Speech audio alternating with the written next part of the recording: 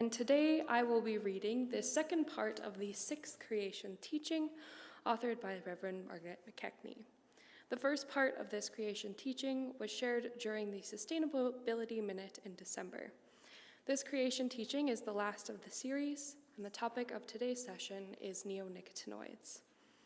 As a child, did you ever watch a bumblebee crawl into the sunlight to warm itself up so it could fly? Bees were and are something of a tiny wonder. Did you know that the honey bees make may be the perfect food? It is widely used as a traditional medicine, and some say you can survive on eating honey alone. Bees are also highly depended on for growing our food.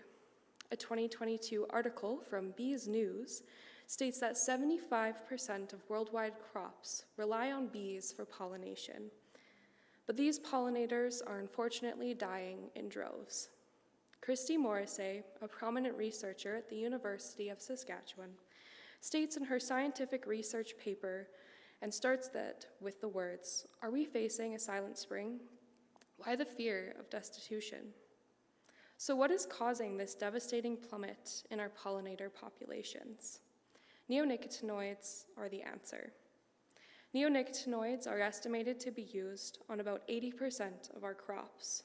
Moreover, these harmful chemicals are present in up to 99% of canola and 100% of soybean seeds.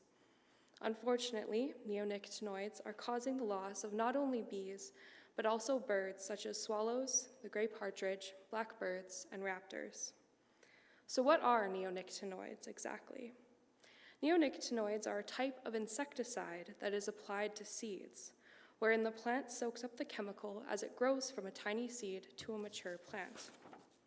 Ultimately, it makes the entire plant toxic, including the nectar, pollen, leaves, stem, and fruit.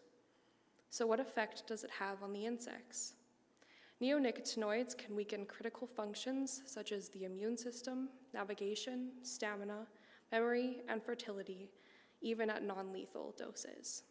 Concerningly, it has been found that neonicotinoids are also leaching into our waterways, all while having detrimental impacts on birds and pollinating insects.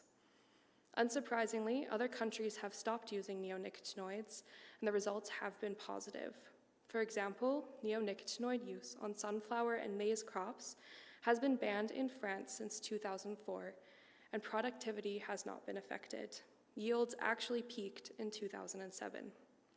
The EU has also stopped using neonicotinoids during a 2-year moratorium, and no unusual yield losses were reported. In Canada, Ontario planned to roll out and enforce an 80% reduction in neonicotinoid use to protect pollinator health in 2017. In our province of Saskatchewan, the provincial government has conducted a water monitoring program for neonicotinoids, which happened in 2019. However, it was decided Saskatchewan would continue the registered use of neonicotinoids in contradiction to the plans laid out by the Pest Management Regulatory Agency of Health Canada to phase out these chemicals.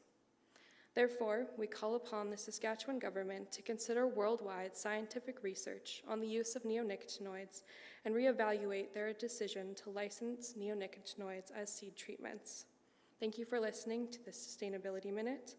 I hope the information shared encourages you to take action towards a more sustainable future.